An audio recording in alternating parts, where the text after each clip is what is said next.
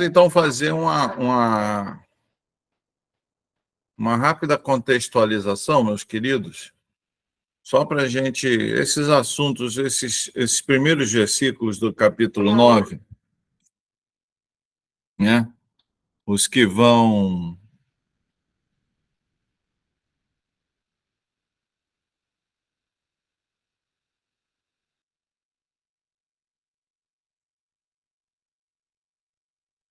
Principalmente os que vão até o versículo 19, né? Eles são... É uma passagem aí do livro de Daniel que não fala sobre profecia. É isso que é interessante. Daniel, no capítulo 9, do 1 ao 19, ele não fala sobre profecia. Ele fala sobre um estudo que ele está fazendo do livro de Jeremias, ok? E aí, neste estudo, ele descobriu algumas coisas. Vamos ver aí? Vamos fazer uma leitura dinâmica aqui. No primeiro ano, Daniel, capítulo 9, no versículo, a partir do verso 1. No primeiro ano de Dario, filho de Assuero, da semente dos Medos, o qual foi feito rei sobre o reino dos caldeus. No primeiro ano de seu reinado, eu, Daniel, entendi pelos livros que o número dos anos a respeito dos quais a palavra do Senhor veio ao profeta Jeremias era de 70 anos, quando se completariam as desolações de Jerusalém. Então, ele lê o profeta Jeremias, ele faz um estudo, e aí ele entende que o cativeiro babilônico, né, o poder de Babilônia sobre o povo de Israel duraria 70 anos. E aí nós falamos na última aula sobre o surgimento do aramaico, né, que foi nesta época que surgiu o aramaico, que era o quê? Que era uma adaptação do hebraico à língua caldeia, à língua caldeia, a língua dos caldeus. Os caldeus, não vamos esquecer, era o povo que estava escravizando o povo de Israel durante 70 anos. E aí, tá bom, queridos? Eles então estavam perdendo sua identidade, até linguística.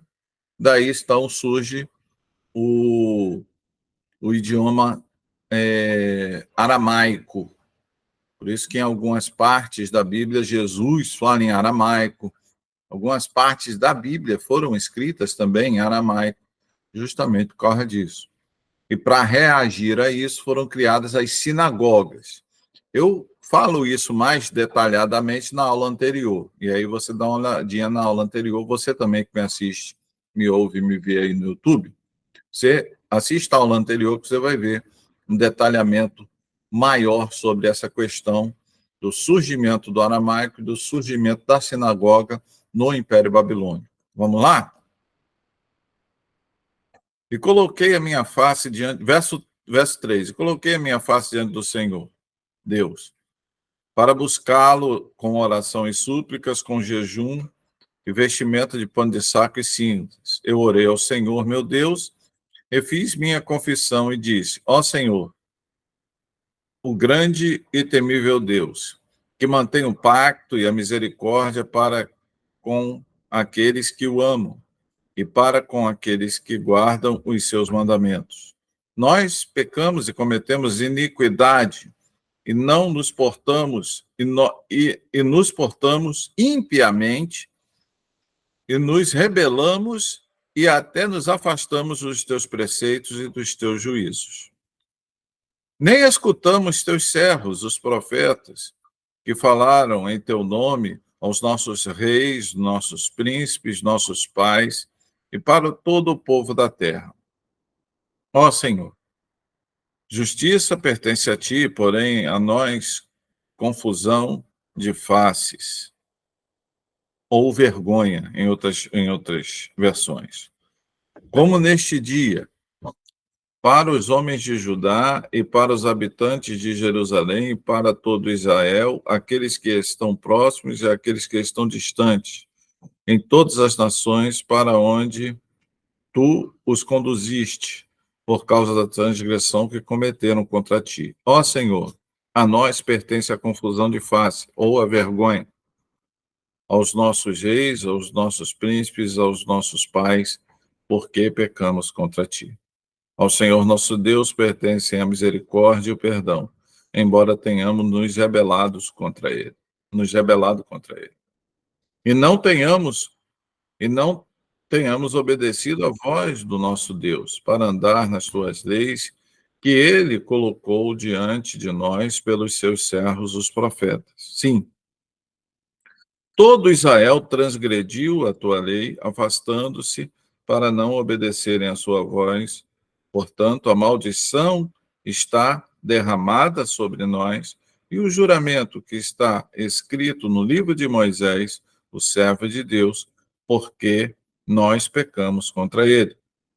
Ele confirmou as suas palavras que falou contra nós, e contra nossos juízes, e contra nossos juízes que nos julgavam, trazendo sobre nós um grande mal, pois sobre todo o céu não se tem feito como se fez em Jerusalém. Como está escrito na lei de Moisés, todo este mal nos sobreveio. Contudo, não fizemos nós nossa oração perante o Senhor, nosso Deus, para que nos desviássemos das nossas iniquidades e entendêssemos a tua verdade. Portanto, o Senhor vigiou, portanto, o Senhor vigiou sobre o mal e o trouxe sobre nós. Pois o Senhor nosso Deus é justo com todas as obras que faz, pois nós não obedecemos a sua voz. E agora, ó Senhor nosso Deus, que tiraste o teu povo da terra do Egito com mão poderosa e trouxeste renome para ti, como neste dia nós pecamos, nós nos portamos impiamente. Ó Senhor, conforme toda a tua justiça, suplico-lhe, desvia a tua ira e a tua fúria da tua cidade, Jerusalém, teu santo monte, porque por nossos pecados e pelas iniquidades dos nossos pais, Jerusalém e teu povo tornou-se uma desonra para todos os que estão ao nosso redor. Agora, portanto, ó nosso Deus, ouve a oração do teu servo e as suas súplicas, e faz a tua face brilhar sobre o teu santuário, que está desolado por causa do Senhor. Ó meu Deus, inclina teus ouvidos e ouve, abre teus olhos e observa nossas desolações, e a cidade que é chamada pelo teu nome, pois nós nos apresentamos nossas súplicas perante a ti por nossas justiças, mas por tuas grandes misericórdias. Ouve, ó Senhor, perdoa, ó Senhor, escuta e faz. Não retardes por causa de ti mesmo, ó meu Deus, pois a tua cidade e o teu povo são chamados pelo teu nome. Bem, queridos. Então, essa primeira parte aí, eu já comentei na última aula, né? É a oração, Jeremias ali no reinado de Dario, né? Já no Império Medo-Persa, ele ora ao Senhor motivado por aquilo que ele descobriu estudando as Escrituras, né? Isso traz uma grande lição para nós, porque muitas das coisas, muitos dos acontecimentos históricos que ocorrem em relação ao povo de Deus, em relação a até mesmo a ação histórica, né, de Deus na relação com o homem, ela é resultado, né, de coisas que já foram reveladas, já foram ditas. Então, é por isso a importância da Bíblia, para você entender o que de fato está ocorrendo, como Daniel. Ele entendeu o que de fato estava ocorrendo e entendeu as razões pelas quais o povo de Israel, o povo judeu, foi levado ao cativo, né, sobre a égide, sobre o poder ali do Império Babilônico, né, em um cativo que durou muitos anos. Então é importante, querido, nós estudarmos a palavra de Deus. Por isso que a gente sempre insiste em que os irmãos estudem a palavra de Deus, né? Estudem, tenham essa percepção, né? Então essa primeira parte, né, é uma parte onde do verso 1 ao verso 19, nós vemos aí então um Daniel angustiado, um Daniel orando ao Senhor, um Daniel pedindo a misericórdia do Senhor, mas principalmente, queridos, e é isso que é importante a gente entender, e eu também mostrei isso biblicamente na última aula, é importante a gente entender isso.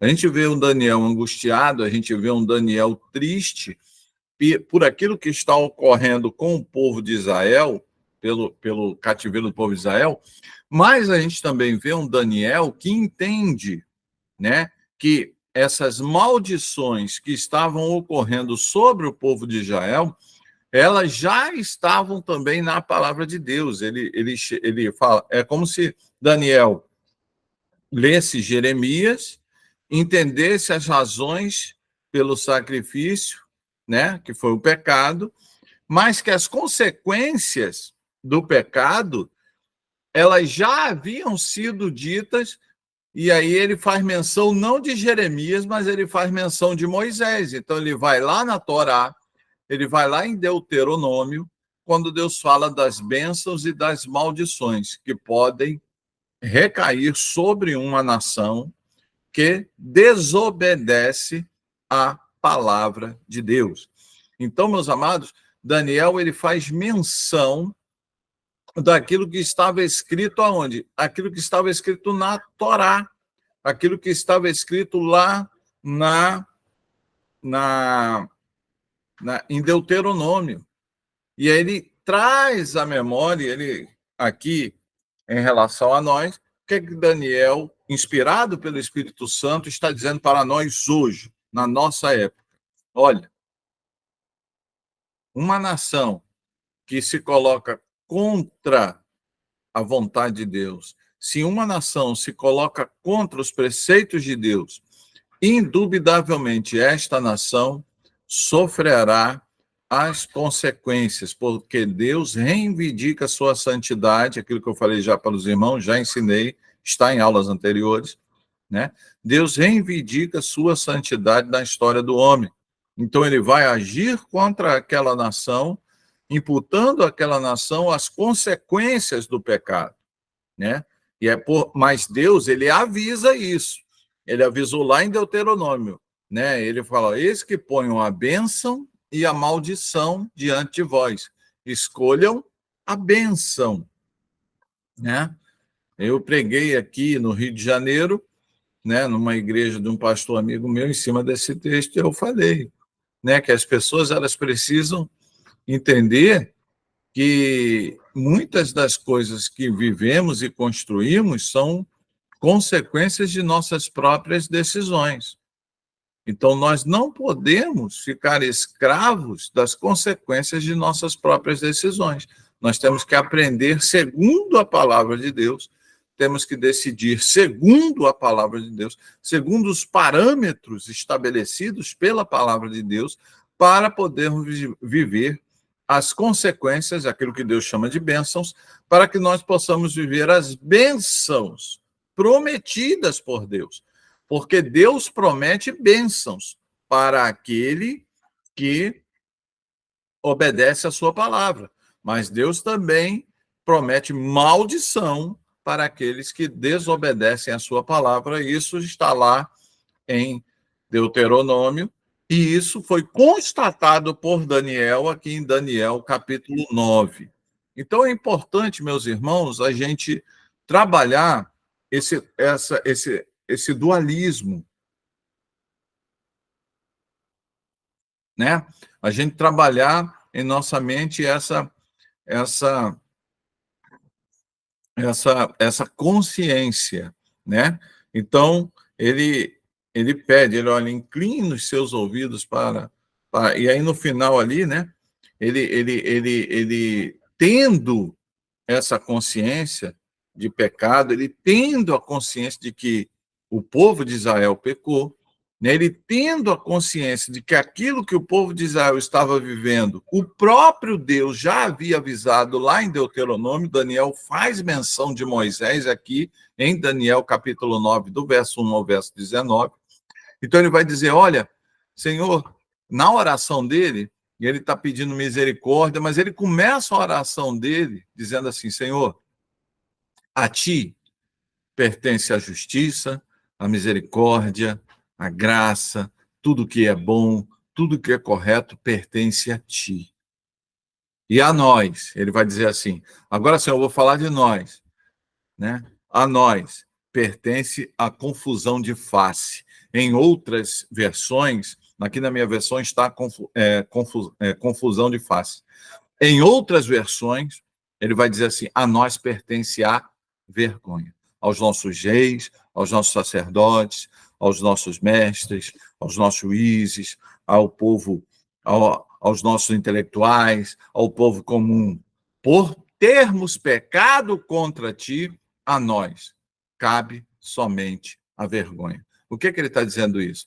Gente, a gente tem que entender que o que uma nação vive, o que uma nação experimenta durante a sua história é resultado daquilo que o seu povo toma como verdade, daquilo que o seu povo exercita como verdade. Ok? Isso é a história prova isso. A história prova isso. Então, meus amados, a gente tem que tomar muito cuidado, e esse, para mim, é o grande ensinamento de Daniel, capítulo 9, do verso 1 ao verso 19. Esse é o grande ensinamento, né? Lógico, ele está mais detalhado na aula anterior. No vídeo anterior, eu falei sobre essas questões todas. Então, você assiste o vídeo, você que ainda não assistiu o vídeo ou não participou da aula, você é da comunidade, assiste outro vídeo. Está lá no nosso canal. E você que vai assistir esse vídeo no YouTube, se você quer um aprofundamento maior de Daniel, capítulo 9, do verso 1 ao verso 19, eu convido você também a assistir a aula anterior, que ali nós debatemos. Entenda, amados, né? Aqui nós estamos debatendo, aqui a gente está conversando, né? Aí nos comentários, né? Aqui a comunidade, ela é uma igreja diferente, né? Inclusive, a maior diferença é isso aqui, ó. Quero agradecer aos irmãos que nós estávamos conversando, né? Na última vez que eu preguei com os irmãos, e uma membro da nossa igreja mandou mandou uma observação para o pastor no WhatsApp, dizendo assim, pastor, o evento o evento do eunuco da rainha Candace, ocorrido lá em Atos, ele é retratado no capítulo 8, e erroneamente eu falei que, né, eu citei o capítulo 10.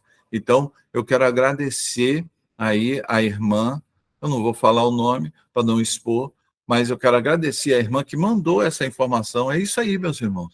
Né? A nossa igreja é assim, é esse debate, essa liberdade, né, que nós temos, né, entre a igreja e o pastor, da gente conversar. A gente está aprendendo junto, tá?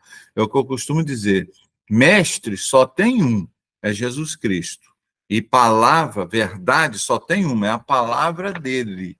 Então, a gente junto, por isso que é importante você aí do YouTube também, entrar ali, comentar, fazer perguntas, porque a gente aprende junto, a gente cresce junto. O objetivo desse canal é a gente crescer junto, tá ok? Aparece lá, aula, escatologia de Apocalipse, né?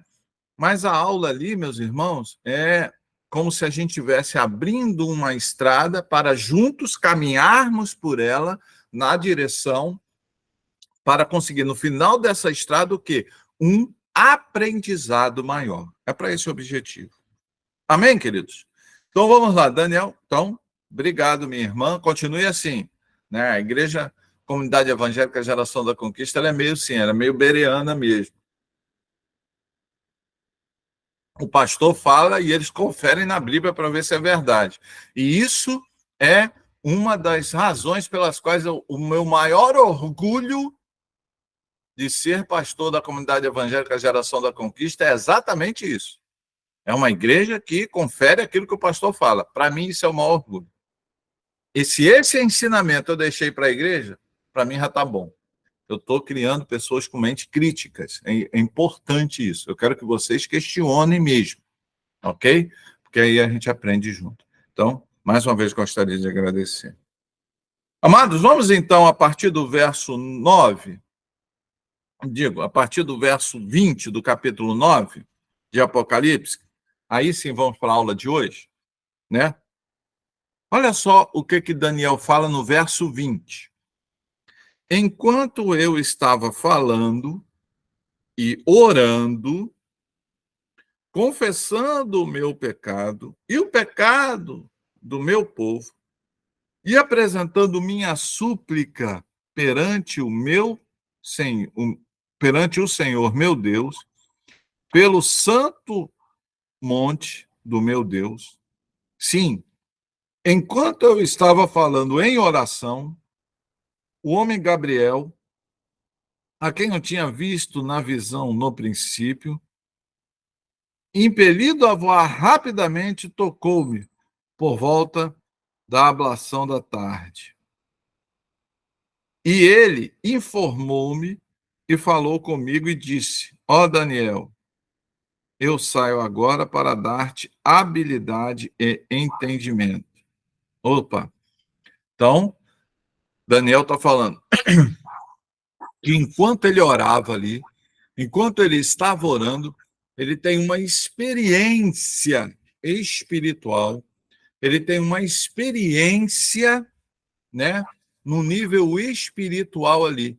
Ele recebe a visitação do anjo Gabriel. Então, Gabriel, né, o anjo Gabriel vai e visita Daniel, né? Daniel estava em oração ali e Deus determina, porque o anjo só faz, os anjos de Deus,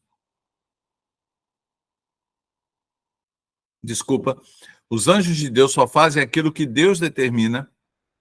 Então, por determinação de Deus, o anjo Gabriel, né, se apresenta para Daniel e fala o seguinte: verso 22. E ele informou-me e falou comigo e disse: Ó Daniel, eu saio agora para dar-te habilidade e entendimento. Ou seja, ele fala assim: Daniel, vou interagir contigo agora para te dar mais uma revelação. Então, Daniel vai receber mais uma revelação. A gente vai ver que é uma revelação de característica de, de natureza escatológica, né? A gente já vai explicar isso aí, né? Então, olha, Daniel, eu vou conversar contigo agora e nessa interação vai ser passado para você mais um pouco de conhecimento escatológico. Vamos lá? Vamos ver o que houve ali? Verso 23. E ele quem? Gabriel. E ele informou-me e falou comigo e disse: Ó Daniel, eu saio agora para dar-te habilidade e entendimento. No início das tuas súplicas veio a ordem, olha só, veio a ordem, e eu venho para mostrar-te, pois tu és grandemente amado, porquanto entende a questão e considera a visão. Então, mais uma vez, confirmando aquilo que eu falei, que o anjo do Senhor só faz aquilo que Deus manda. Que ele olha, enquanto você orava, Daniel, Deus emitiu uma ordem, Deus veio a ordem para mim, para eu te dar uma visão, para eu revelar para você uma visão. E o motivo disso é porque você é muito amado. Você é grandemente amado. Eu gosto muito dessa parte, meus amados, porque você vê um Deus que ele é maravilhoso. Você vê um Deus, aí a gente vê que o nosso Deus é um Deus pessoal, é um Deus que lida com a individualidade de cada um. Na medida em que você busca a face de Deus, na medida em que você busca intimidade com Deus, né? Nessa busca, nesta relação, e é importante a gente entender isso, querido. Na época de Daniel não existia igreja. Na época de Daniel, ali na corte, talvez existisse pouquíssimas ou nenhuma pessoa que tivesse a mesma fé de Daniel, né?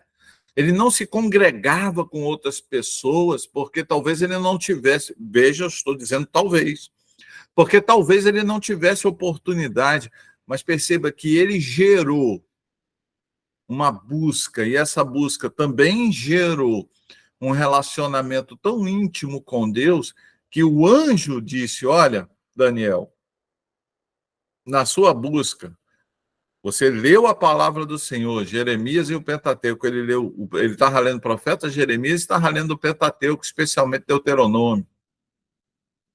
Então você deixou Deus falar contigo através da leitura da palavra.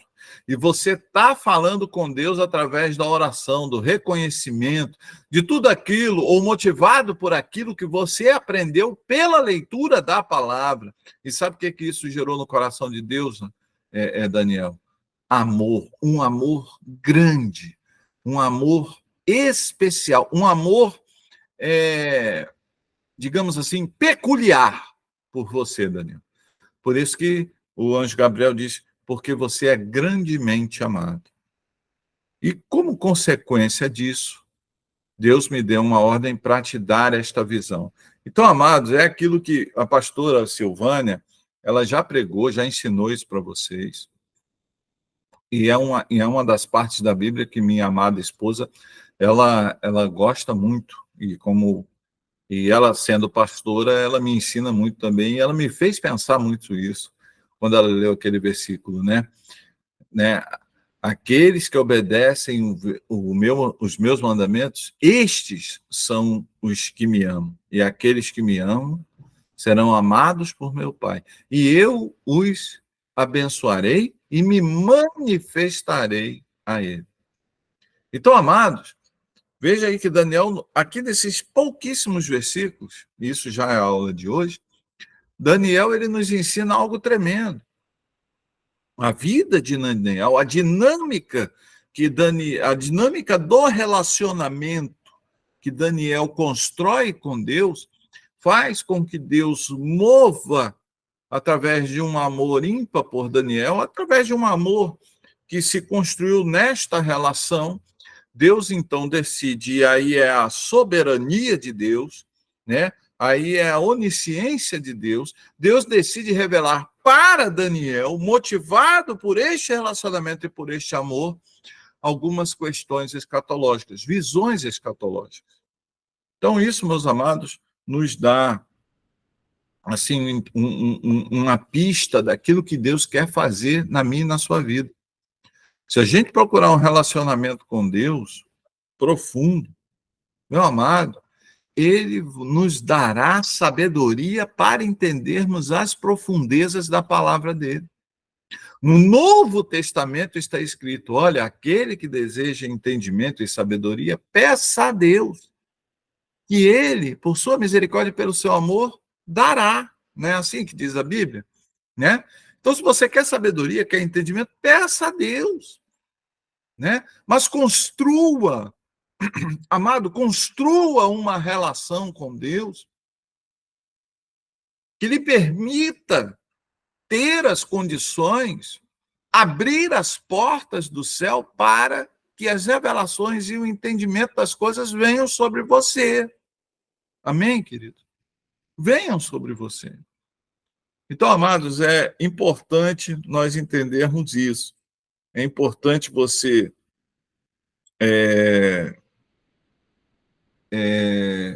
entender essas questões que nós estamos falando aqui, antes de falarmos sobre a visão, né? Eu quero bater sobre isso.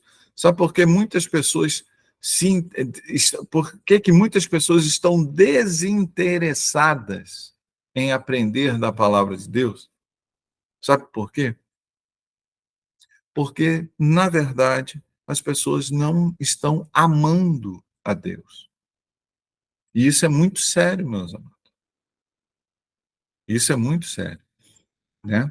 Você vê que, na medida em que nossa escola bíblica de discipulado, ela não é buscada, ela não é assistida, na medida em que as pessoas se desinteressam pelo estudo da palavra de Deus, o que ocorre? Isso nada mais é do que a demonstração por Deus, ou para Deus, melhor dizendo, de que ela não ama tanto a Deus como diz que ama. Porque, para Deus, a verdadeira demonstração de amor para com Ele é estudar a palavra dele e obedecer os seus mandamentos. Quem estuda a palavra de Deus e obedece aos seus mandamentos, na visão de Deus, né, Deus considera isso como demonstração de amor. Foi exatamente isso que Daniel fez. Então, Daniel demonstrou grandemente o seu amor para com Deus, razão pela qual Deus, né, movido por sua onisciência, onipresença, pela sua santidade, pelos seus atributos, onisciência, né, o conhecimento de tudo, conhecendo o coração de Daniel no profundo, ele então revela coisas para Daniel. Deus quer revelar coisas para mim e para você. Depende de quê? Depende da profundidade do grau de busca que estamos tendo a ele. E uma das avaliações, uma das formas pelas quais nós temos aí a consciência e podemos mensurar, vamos dizer assim, né? Podemos mensurar o nosso amor por Deus, podemos demonstrar o nosso amor por Deus, é o grau de busca, de interesse e de amor pela sua palavra e o grau de cumprimento de sua palavra em nossas vidas. Então, essas duas coisas, meus amados, são utilizadas por Deus para mensurar o nosso amor para com ele dentro da nossa história. Não que Deus não saiba, porque Deus é onisciente, ele sabe todas as coisas, mas ele mostra para nós, isso é para demonstrar para nós. É como se Deus estivesse dizendo assim: Senhor, eu te amo. E Deus está falando: não, você não me ama. Você pode me admirar, você pode reconhecer o meu poder, mas me amar, você ainda não me ama. Como, Senhor? Se eu reconheço o poder do Senhor, se eu reconheço a sua majestade, como é que eu não te amo? E aí Deus vai dizer assim: porque você ainda não ama a minha palavra e porque você não obedece os meus mandamentos. Porque quem ama a palavra de Deus e obedece os seus mandamentos, a Bíblia diz, esse é quem ama a Deus. Amém, queridos? Então, Daniel nos ensina isso, né? E aí ele vai receber a visão. Olha só. Portanto, lá o finalzinho do verso 23, vai lá para o verso 23 do capítulo 9 de Daniel. Na minha versão está aqui, ó, portanto, né? Isso significa o quê? Por tudo aquilo que eu falei, por todas as razões que eu apresentei antes, pelo amor que você tem a Deus, entende a questão e considera a visão. Ou seja, Daniel, vou passar para você, né, uma visão e ela vai trazer questões para aclarar o seu entendimento. E aí, verso 24, nós temos então o início, querido, da visão das 70 semanas de Daniel. Tá ok? Vamos lá? 70 semanas são determinadas sobre o teu povo e sobre a tua santa cidade, né? 70 semanas são determinadas sobre o teu povo e sobre a sua e sobre a tua santa cidade. Então o anjo, ele começa a visão dizendo: olha, Daniel, existe um lapso temporal, né? Existe um tempo determinado, existe uma extensão de tempo, Daniel, né? Que estão determinados, ou seja, certos acontecimentos vão ocorrer em relação ao seu povo e em relação à sua santa cidade, né? E aí vamos entender que povo é esse, que santa cidade é essa, né? Para muitos, alguns, né, vão convergir a realidade destas visões que vão ser apresentadas para Daniel somente para o povo judeu e somente para a cidade de Jerusalém. Só vão orbitar em relação a isso. Mas a gente vai ver que essa visão ela abrange algo maior, né? É aquilo que eu falei com vocês, meus irmãos, na última aula. Lembre-se disso. Deus ele usa exemplos da história para tipificar coisas e profecias futuras. Vocês lembram que eu falei isso? Vocês lembram que ele usa Antíoco IV, né? Ele vai usar, no capítulo 8 eu falei sobre o fato de Antíoco IV, um dos generais de Alexandre, serem usados, né? Ou seja, a ação histórica desse homem, ela foi usada para tipificar, né, um personagem profético do período dos últimos dias. Se você ler todas as profecias, se você ler de forma literal, histórica, e vencendo o abismo histórico-cultural do livro de Daniel, você vai perceber claramente, e a gente vai ver, inclusive, aqui nessa visão, você vai perceber claramente que Deus ele vai usar eventos próximos da história. Antíoco IV, que foi um dos generais de Alexandre, é um império que vai ocorrer depois de Daniel, mais próximo, né? Mas vai tipificar, ele é um tipo do anticristo. E isso é dito no livro de Daniel. Então é importante a gente entender isso, para a gente aplicar aqui também o mesmo princípio nessas visões. Então ele vai dizer assim, ó: 70 semanas são determinadas sobre o teu povo e sobre a tua cidade para terminar. E aí, para o quê? Ou seja, essas 70 semanas vão ser o quê? Para realizar algumas obras, para que algumas coisas aconteçam. Ok, queridos? Então é importante a gente entender isso. 70 semanas, 70 semanas são determinadas sobre o teu povo e sobre a tua cidade para terminar a transgressão. Primeira coisa, para terminar a transgressão. Segunda coisa, por fim nos pecados. Terceira coisa, fazer a reconciliação por causa da iniquidade. Quarta coisa, trazer a justiça eterna. Quinta coisa, selar a visão e a profecia.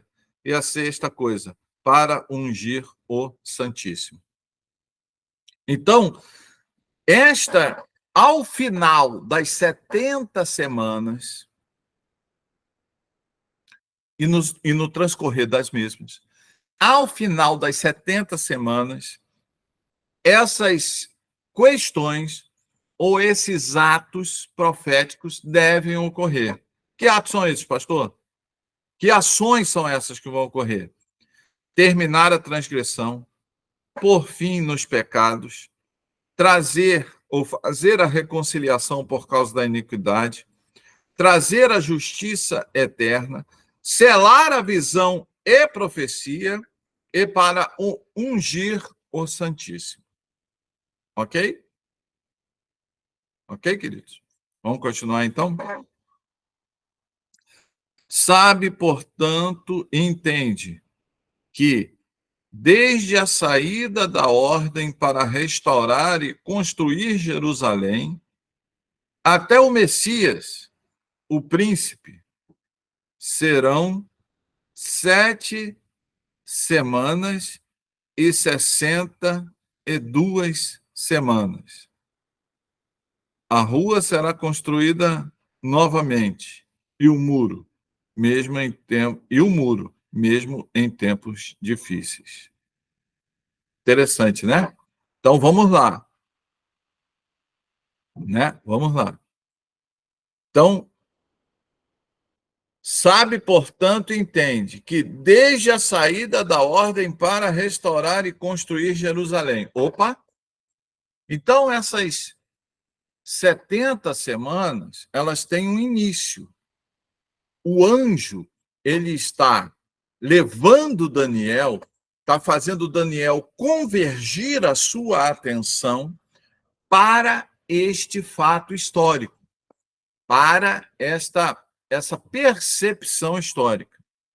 Ok, queridos? Então é importante a gente entender isso, tá? Ele está dizendo assim, Daniel, as 70 semanas vão começar neste momento histórico. Que momento histórico é esse? Desde a saída, eu estou lendo o verso 25. Desde a saída da ordem do restaurar e construir Jerusalém. Então, não podemos esquecer, meus amados, que quando Nabucodonosor invade Jerusalém, vamos fazer aqui um resumo histórico, né?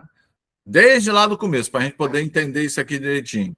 O povo de Israel ele era formado por 12 tribos, né? 12 tribos. Então, a nação de Israel eram 12 tribos. Na época que essas 12 tribos eram governadas pelo rei Davi, a nação de Israel era uma única nação, formada por um único reino, uma única capital, Jerusalém, e era formada por 12 tribos, ok? Reino de Davi. Davi passa o seu reinado para quem? Para Salomão. Salomão recebe o reinado de Davi, promove, né, uma prosperidade muito grande para o reinado de Davi. Entretanto, já para o final do reinado, Salomão esquece-se de Deus, Salomão começa a adorar outros deuses. E aí Deus, em sua infinita misericórdia, fala para Salomão o seguinte: Salomão, você pode até se arrepender, mas a consequência do pecado é aquilo que eu falei, né, irmãos? É aquilo que a gente está lendo desde o começo, desde do versículo 1 do capítulo 9, né? Todo pecado tem uma consequência, né? E há pecados que têm consequências nacionais. A gente vai ver um agora, olha só. Salomão, por causa dos teus pecados, olha só. Por quê? Porque ele, como rei, por ele ter adquirido, por ele ter promulgado, por ele ter espalhado certos comportamentos em relação ao povo de Israel. Que comportamentos são esses, pastor? Por exemplo, ele adorava o único Deus, agora ele está adorando, está se inclinando para vários deuses. A nação também começa a se inclinar para vários deuses. E aí Deus, ele não esquece que Deus ele sempre reivindica a sua história, ele fala a sua santidade dentro da história humana, ele vai falar o quê? Por causa do teu pecado, Daniel, o povo, a nação será dividida. Quando Salomão morre, quando Salomão deixa o reinado, isso é história, não é só Bíblia, é história, e eu já falei sobre isso em vídeos anteriores. A nação é dividida. 11 tribos e meia formam o chamado Reino de Israel.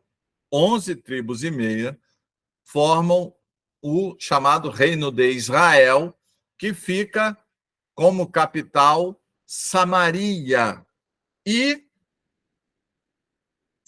o restante, uma tribo de Judá e a meia tribo de Benjamim, formam o reino de Judá, capital em Jerusalém.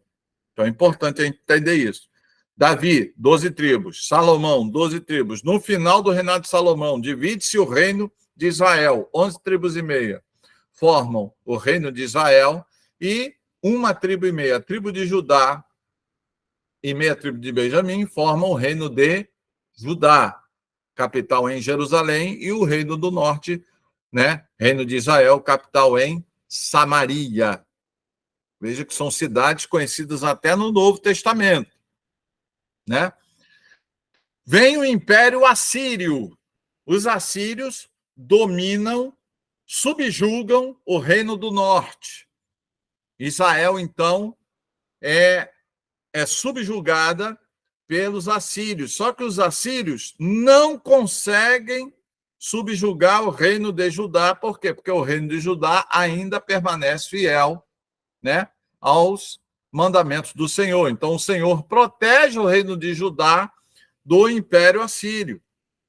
O Império Assírio leva cativo o reino do norte, o reino de Israel, e o estilo de colonização do Império Assírio ele era diferente, eu já expliquei. Eles misturavam, eles tiravam pessoas do reino conquistado e levavam para outros locais e traziam pessoas de outros reinos também conquistavam e jogavam ali nos novos locais conquistados. Com que objetivo? O Império Assírio entendia que, para ele permanecer forte, ele precisava enfraquecer culturalmente, politicamente, militarmente, todos os reinos. Então, como é que ele fazia isso? Ele misturava, ele tirava a identidade nacional de todos os reinos conquistados através desse estilo de conquista. Não era só uma conquista territorial e militar, mas eles tinham como objetivo também a descaracterização cultural, ok? Dos povos conquistados. Daí, por isso que lá no Novo Testamento, a gente vai ver um preconceito muito grande entre os judeus da Judéia, entre os que ficavam na Judéia, e os chamados samaritanos. Por quê, meus amados? Porque começou nesta época, na época do Império Assírio. O Império Assírio, então, descaracteriza o reino de Judá, o reino de Israel, começa a se casar com mulheres de outros povos, as famílias começam a se misturar com famílias de outros povos, e aí há uma perda da identidade nacional dessas 11 tribos e meia. Por isso que os judeus tinham por isso que há uma cisão, há uma separação, há uma distinção, melhor dizendo, vamos colocar assim, né? Há uma distinção muito grande entre judeus e samaritanos, aonde? No Novo Testamento, causada justamente por essa questão do Império Assírio. A história continua, o Império Assírio comanda, só que agora vem o Império Babilônico. E o Império Babilônico subjuga o Império Assírio. Quando ele subjuga o Império Assírio, o Império Babilônico assume o comando da região ali que fazia parte do Império de Israel, das 11 tribos e meias do norte. E Judá ainda continuava independente, mas por causa aí entra aquilo que a gente leu no capítulo 9 de Daniel, né, no começo dessa aula, né, e da aula anterior. Você que não assistiu a aula anterior, assista, e assista o começo dessa aula no YouTube, que vai ficar gravado, vai para o canal da igreja. Por causa das razões apresentadas em Daniel, capítulo 9, do verso 1 até o verso 19, por causa dessas razões que foram descobertas por Daniel, lendo o profeta Jeremias e lendo o Pentateuco, especialmente o livro de Deuteronômio, né? Judá também é subjugada, porque Judá deixa os caminhos do Senhor e aí ela é subjugada. Então, a Babilônia vem e toma conta do território de Judá também, né? Ou seja, daquela 1,5 tribo de Judá. E aí, Jerusalém é destruída, o templo é destruído, né? E aí os muros também são destruídos. Tudo isso é destruído pelo exército babilônico. Só que a Babilônia ela faz diferente. Ela deixa o povo conquistado ali naquela terra arrasada e ela só leva para a Babilônia, para a corte da Babilônia, a liderança política, intelectual e militar do povo conquistado, né? Justamente ele talvez não acabe com a cultura num primeiro momento, mas ele acaba aí com a liderança do povo conquistado, porque a liderança do povo conquistado vai trabalhar agora para o Império Babilônico, diferentemente de como fazia o Império Assírio. Ok? Para você ter um aprofundamento maior, assista às aulas anteriores, tá? Eu não vou ficar aqui me atentando para a gente poder prosseguir aqui na aula. Então, amados, ele vai dizer isso, olha,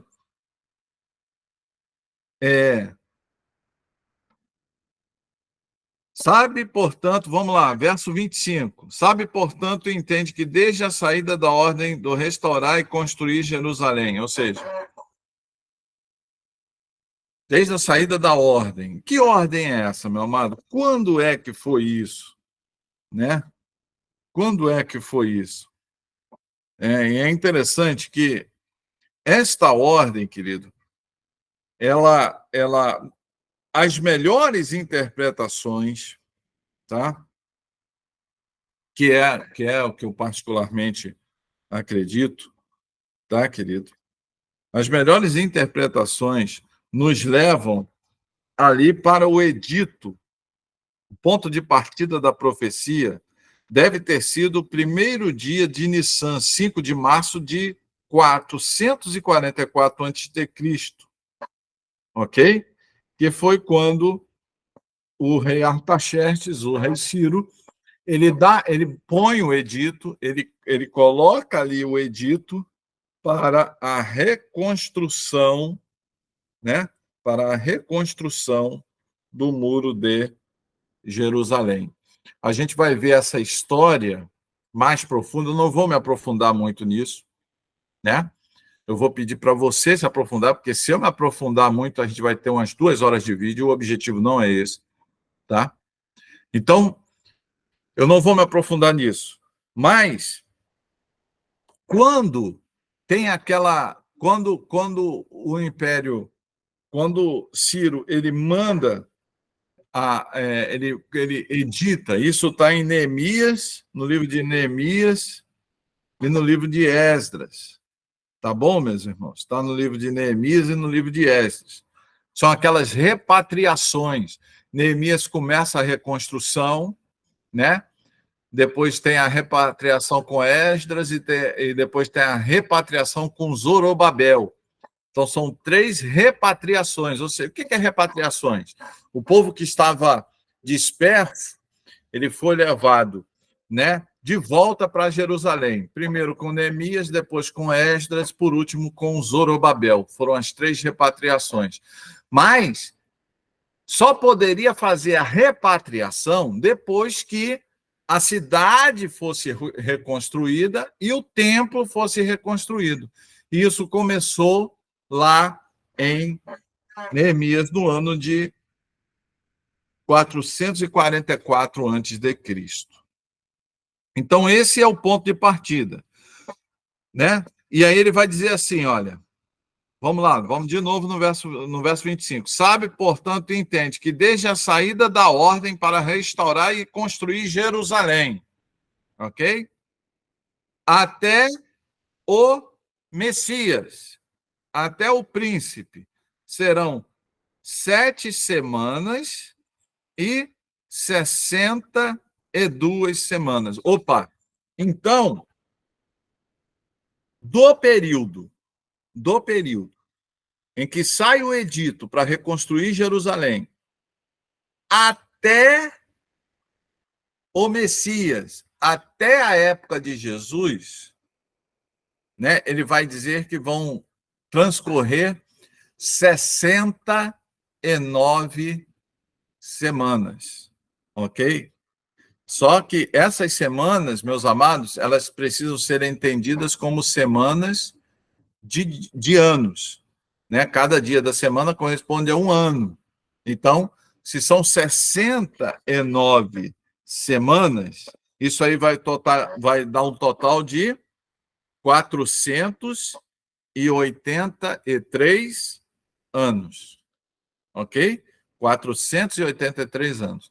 Então, da saída do edito para a reconstrução de Jerusalém até Jesus Cristo, até a história de Jesus, mais precisamente até a entrada de Jesus em Jerusalém, a entrada triunfal de Jesus em Jerusalém, vão ocorrer 483 anos. E vão ficar faltando quantos anos? Para 490? Vão ficar faltando 7 anos para completar o quê? Para completar os 490 anos ou as 70 semanas de anos. O princípio, escuta, igreja, o princípio de semana-ano, princípio de semana como sendo semana de anos, você vai encontrar em Levítico, capítulo 25, verso 8. Anota isso aí para você pesquisar em casa depois. Levítico, capítulo 25, verso 8. E Ezequiel, capítulo 4, do verso 4 ao verso 7. Então, Ezequiel, capítulo 4, do verso 4 ao verso 7. Tá ok?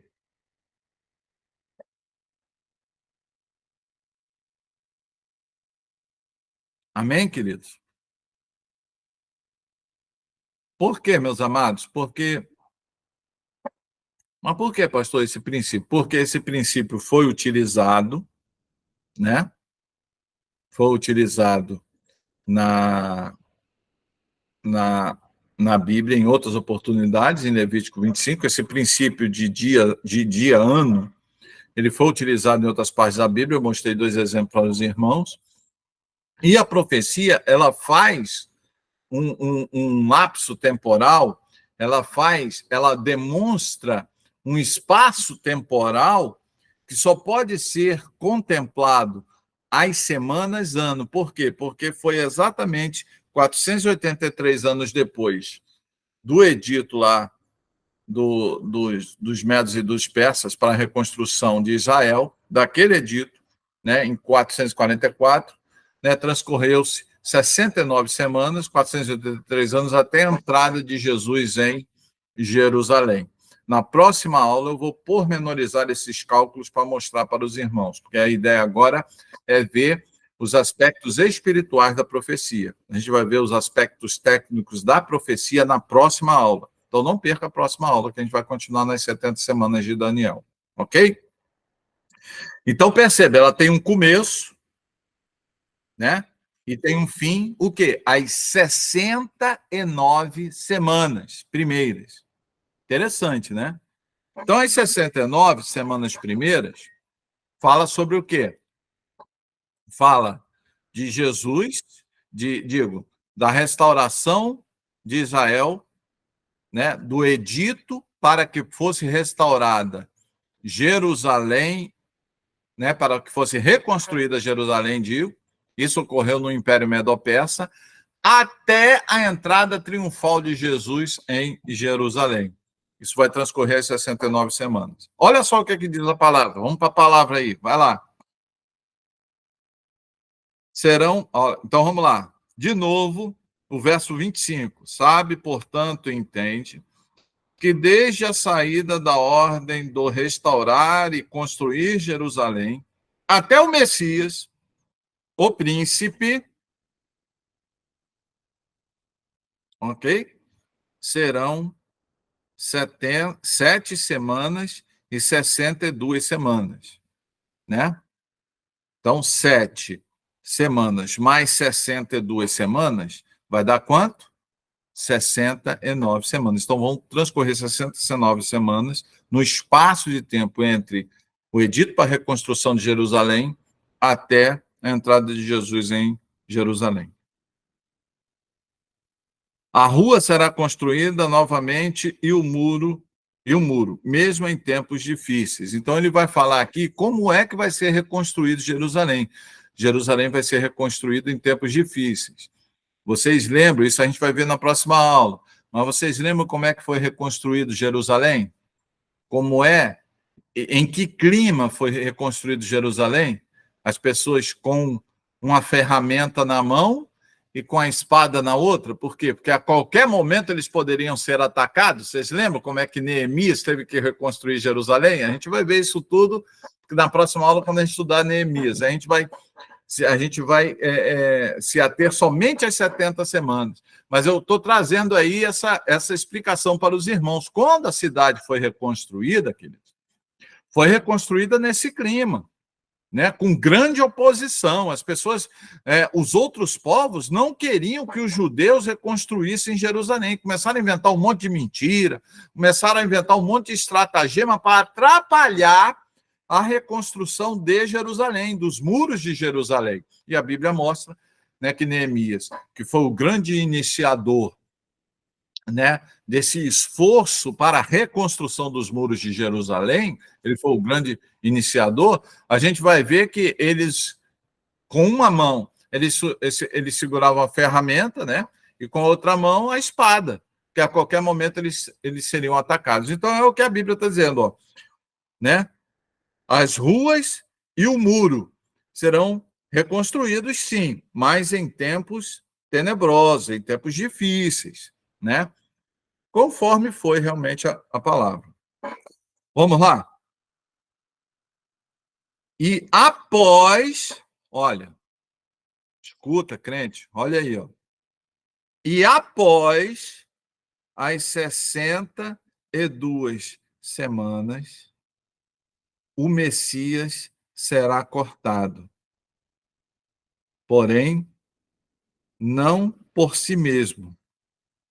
E o povo do príncipe que virá destruirá a cidade e o santuário, e o seu fim será como uma inundação, até o final da guerra, desolações estão determinadas.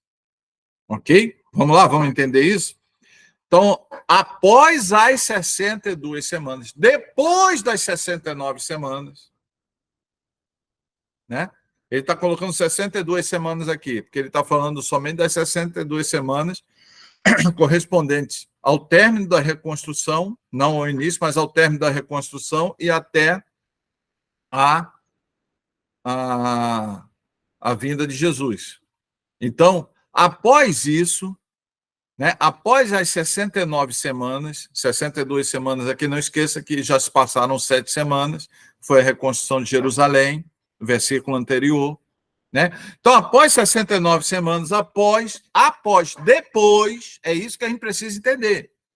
Depois dessas semanas, meus amados, depois desse espaço de tempo de 483 anos, Jesus será cortado. Do que é que ele está falando, querido? Da crucificação de Cristo. Ok? Jesus será morto, como de fato foi. Ah, pastor, mas ele ressuscitou. Ok, mas Jesus será morto. Ela está aqui. E se cumpriu, né? E o príncipe que virá destruirá a cidade e o santuário. Isso aqui está falando do quê? Do ano 70 depois de Cristo. Olha só que coisa tremenda, mano. Do ano 70 depois de Cristo, quando o general Tito entra na cidade por conta de uma rebelião causada por alguns herodianos, e aí ele entra com o exército, o príncipe que virá fala do Império Romano, olha só, já está jogando lá para o Império Romano. O general Tito entra na cidade no ano 70 depois de Cristo, Jesus que já havia morrido, já havia ressuscitado, né? A igreja já estava em pleno andamento, e aí, né, a era da igreja já havia começado aqui, e aí ele destrói a cidade, destrói Jerusalém, destrói o templo, que foi reconstruído, foi melhorado por Herodes, né? Destrói tudo isso, e o templo fica no estado em que até hoje ele está. Ok? Até hoje não existe templo em Jerusalém. Vou repetir. Até os dias de hoje, domingo, dia 23, né? Aqui, no horário de Brasília, às 10 horas e 44, no horário de Manaus, às 9 horas e 44, até hoje não existe templo em Jerusalém. Ok? Vamos lá, vamos continuar? Então, 69 semanas. Ele não falou da última semana. Ok? Vou repetir. Ele não falou da última semana ainda. Depois das 69 semanas. Vamos lá, crente. Presta atenção aqui em mim. Ó. Depois das 69 semanas, Jesus vai morrer.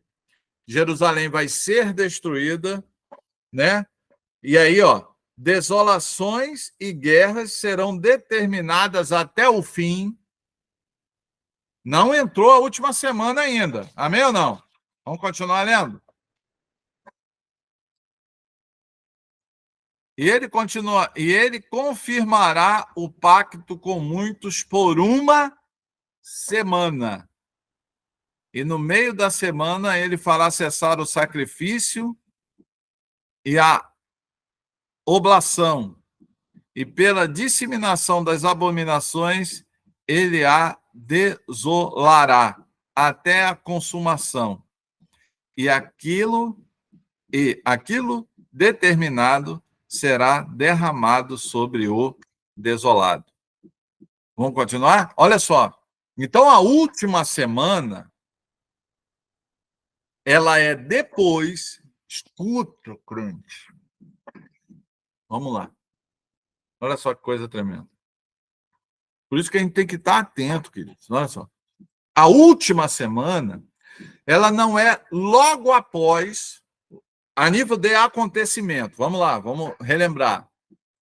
As 7 primeiras semanas, início da construção de Jerusalém, término da construção de Jerusalém. Do término da construção de Jerusalém até a vinda de Jesus, são 62 semanas. Então, do começo da construção de Jerusalém até o término da construção de Jerusalém, são 7 semanas. Do término da construção de Jerusalém até Jesus Cristo, são 62 semanas.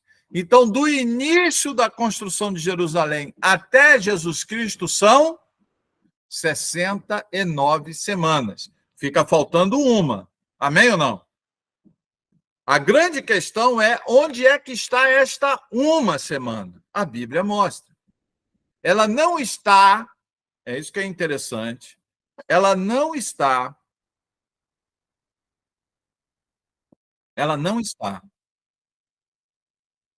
Nos acontecimentos posteriores à morte, não está nos acontecimentos posteriores à morte de Cristo. Jesus Cristo morreu, Jerusalém foi destruída pelo general Tito no ano 70. Veja, agora a gente já está lá no ano 70. Guerras e desolações vão continuar até o fim. Ou seja, a partir da destruição de Jerusalém, espalhou-se por todas as nações o povo de Israel. Aí o povo diz, aí a história continuou, meus irmãos. A história continuou. A última semana não apareceu. É isso que é importante você entender. Quando é que vai aparecer essa última semana? Está escrito aí, ó. E ele confirmará o pacto com muitos por uma semana. No meio da semana, ele fará cessar o sacrifício e a ablação. E pela disseminação das abominações, ele a desolará até a consumação. Então, então essa semana, querido, a Bíblia está mostrando claramente que vai surgir um outro rei, né? Que vai surgir um outro rei. E perceba que este rei ainda vai estar ligado aos princípios e valores do Império Romano, dos impérios do mundo. A gente já estudou isso, né? A gente já estudou isso. Mas vamos relembrar, só para você não perder o fio da meada, como diz o outro. Vai lá para o Apocalipse capítulo 13, a manifestação do anticristo. Apocalipse capítulo 13, abre lá.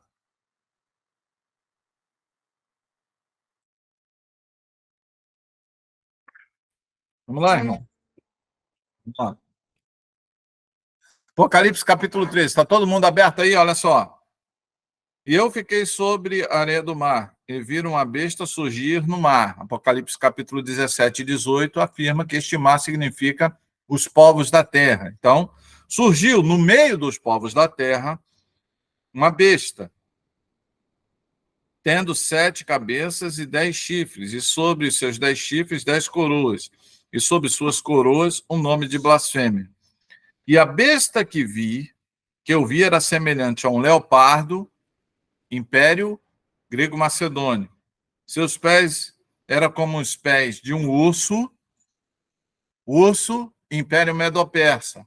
Sua boca era como a boca de leão, império babilônico. E o dragão lhe deu poder e o seu trono sob grande autoridade. Império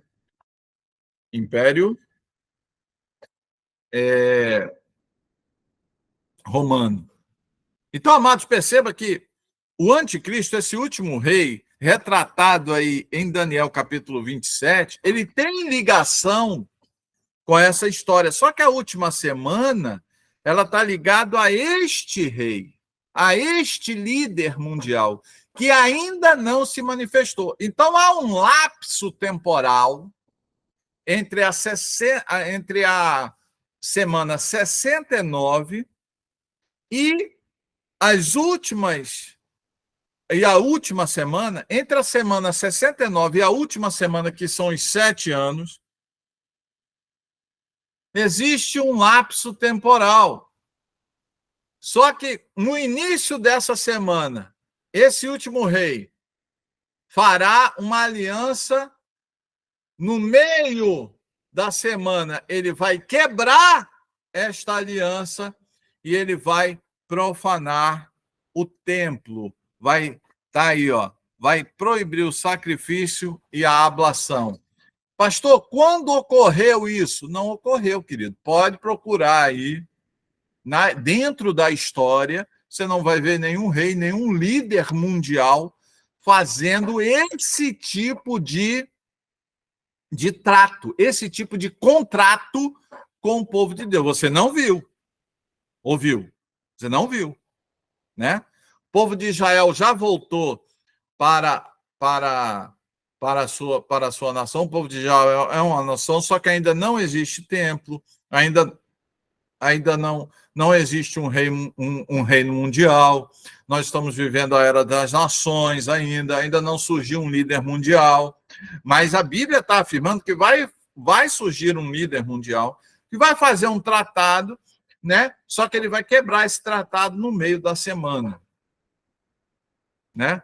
E a gente sabe muito bem quem é esse líder mundial que, durante uma semana, durante 7 anos, ele vai quebrar ali, né, o tratado no meio da semana. A gente sabe muito bem que líder é, porque a gente já estudou isso em aulas anteriores. A gente sabe muito bem que aqui já é os 7 anos do anticristo. Ok, querido? Então é importante você entender isso. Você, como crente, você precisa entender isso. As 70 semanas de Daniel, quando começa, quando termina, né? E quando termina. Você precisa entender que as 69 primeiras semanas, elas são de tempos corridos, ou seja, não há uma interrupção temporal entre essas semanas. Agora, entre a 69ª semana, né, e a última semana, a 70ª semana, existe esse lapso temporal. Por quê? Porque a semana 69, ela termina com o quê? Com a morte de Jesus.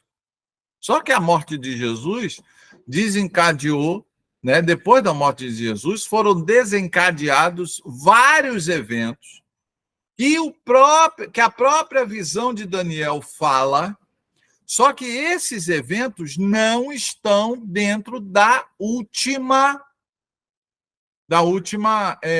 semana. Eles estão fora da última semana. Então, entenda isso, querido. Entenda isso. A semana 69, ela termina com Jesus Cristo, com a manifestação do Messias. Morte do Messias, né? Destruição de Jerusalém, a ascensão do Império Romano, a divisão do Império Romano, o surgimento da Igreja Católica, a Idade das Trevas, né? que é a idade medieval, a Idade Média, Revolução Industrial, surgimento do mercantilismo, surgimento do capitalismo, surgimento do socialismo, tudo isso, todos esses grandes eventos, eles estão dentro do lapso temporal entre a 69ª semana e a 70ª semana. Nesse meio aqui está a nossa história. É isso que é importante entender. Está a nossa história. A última semana, ela vai começar com o quê? Com o surgimento, né? Com a estruturação, com a manifestação, com o estabelecimento do pacto do anticristo com as nações. Pacto esse descrito também em Apocalipse, capítulo 13, nós já estudamos isso. Amém, queridos?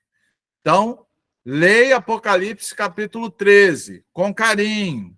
Vê ali quanto tempo o anticristo vai reinar de fato, quanto tempo ele vai ter o apoio de todas as nações, quanto tempo ele vai comandar todas as ações em todas as nações. Isso tudo está lá em Apocalipse capítulo 13 e que está confirmando Daniel capítulo 9, verso 27. Então, a última semana ela surge com o pacto. O primeiro evento é o pacto firmado. O primeiro evento da última semana, segundo a Bíblia, tá, irmão? Não sou eu, tá aí, escrito aí, ó. E ele confirmará o pacto com muitos por uma semana. Olha aí, a última semana de Daniel. Então, o evento inicial da semana, da última semana das 70 semanas do profeta Daniel, não é, querido, e é isso que é importante nós entendermos, não é a manifestação do anticristo, ele já se manifestou. A última semana é o quê? É o pacto. É quando o poder, de fato, vai ser dado a ele. É isso que é importante a gente entender. Quando ele receber de todas as nações, povos, tribos, raças e línguas, o poder, e ele estabelecer este pacto com estas características aqui lidas em Daniel, capítulo 9, verso 27, quando se estabeleceu o pacto, a partir daí conta-se a última semana, que é a última semana profética. E essa última semana termina com o quê? Termina com isso aqui, querido. E aquilo determinado será derramado sobre o desolado. Então, aquilo que está determinado será derramado, será colocado sobre a cabeça do anticristo. Aquilo que está determinado para ele vai acontecer. É isso que Daniel está falando. E o que está determinado para ele, meu amado? O que está determinado para ele está em Apocalipse, capítulo 19, quando o anticristo e o falso profeta vai reunir todas as nações para lutar contra os santos em Jerusalém, ok? E aí aí vai acontecer a segunda vinda de Cristo. E aí o que vai acontecer com o anticristo e o falso profeta? Porque é dele que está sendo dito, do anticristo e o falso profeta. A Bíblia é muito clara. Jesus vai derrotar os exércitos, Jesus vai nos fazer vencedor. Jesus, em Apocalipse capítulo 19 e 20, vai fazer a primeira ressurreição. Nós vamos reinar com Jesus Cristo durante 1000 anos. E antes disso, o anticristo e o falso profeta, aquilo que está determinado com ele vai acontecer. Daniel, capítulo 9, verso 27. O que vai acontecer com ele? O anticristo e o falso profeta, em Apocalipse 19, vão ser derrotados por Jesus e ambos serão jogados no lago de fogo que arde em enxofre e serão atormentados dia e noite para todo o sempre. É o que está escrito em Apocalipse, capítulo 19, você lê lá. E nós, pastor? Meu amado, depois de Apocalipse 19, para a gente só é vitória. É 1000 anos reinando com Cristo. Mas, pastor, Satanás vai ser solto. Ele é solto para perder, meu amado. Porque nós somos mais do que vencedores. E Satanás é mais do que perdedor. Né? Porque ele vai ser solto. Ele vai prender. Vai ver o julgamento do grande trono branco. Estou todo arrepiado, eu não sei se você está. Vai haver o julgamento do trono grande branco. E aí, meu amado, novos céus e nova terra vai ser estabelecido sobre a nação. E aí a nova Jerusalém descerá, ataivada como noiva. E aí viveremos para sempre com Cristo numa nova realidade, sem o mal, sem a presença de Satanás. Por quê? Porque Apocalipse capítulo 21 está escrito que Satanás será jogado no lago de fogo e enxofre, onde já estão quem? O anticristo e o falso profeta. A morte e o inferno serão jogados no lago de fogo e enxofre. Todos aqueles que não estavam com seus nomes escritos no livro da vida serão jogados no lago de fogo e enxofre. E para nós, filhos de Deus, novos céus, nova terra, nova Jerusalém, ruas de ouro, não haverá mais choro, não haverá mais pranto, não haverá mais sofrimento, não haverá mais doença, só haverá vitória. Aí sim, vale aquele hino. Agora é só vitória, mas depois de Apocalipse, capítulo 21. Amém, queridos? Você vibra com isso, nós dá um glória a Deus, a igreja está animada aí, glória a Deus eu também. Então, que Deus possa te abençoar, que Deus possa ter te abençoado. Na próxima aula, eu vou fazer slides em PowerPoint, eu vou colocar aqui para os irmãos, vai aparecer aí na tela da igreja, vai aparecer aqui no vídeo para o pessoal do YouTube. Eu vou colocar slides porque nós vamos fazer uma análise técnica, ok? Nós vamos fazer uma análise técnica, ano por ano, das 70 semanas de Daniel. A aula de hoje foi para te explicar basicamente o porquê que tem esse lapso temporal entre a 60ª semana, a 69ª semana e a 70ª semana. Há esse lapso temporal. Por quê?